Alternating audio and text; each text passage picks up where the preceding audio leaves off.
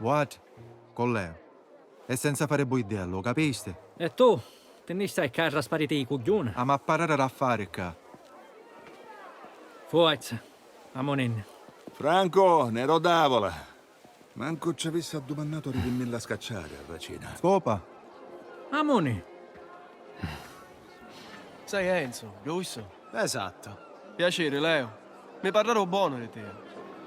Un depositore a dogana è da. Ti vitto paleo. T'asperocchi, bravo. Grazie. È Leo che t'avesse a dire grazie.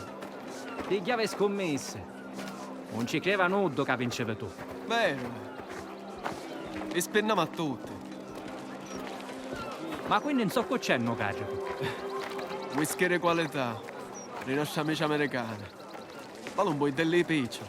E allora perché tu facessi sequestrare? Io pensavo che eri chi do spietto. Un nuovo capo della polizia si presentò a Scoppolone. Mentre scaricavamo. Minchiattasso. Ma non è pericoloso a rubare Chase Adesso poi non so manco più quante volte la rubano. Un depositore a dogana ci mandano in sbirre che manco si sanno a moglie di scala. Si attacca e sarà una passata. A posto, seguiamo il solito piano, Cesare. Io distraggo le guardie al cancello e voi ti scavalcate un muro sul retro. Ma chi stiamo cercando in preciso? Whisky. Casci whisky. Fatemi un segnale quando trovate. E non fate voi idea. Amone, vieni appresso a me. Cammina.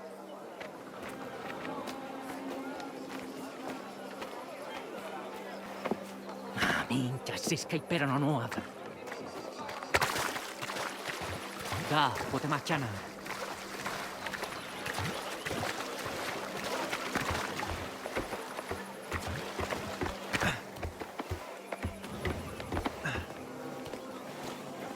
Tiene tu con te in sacchietta.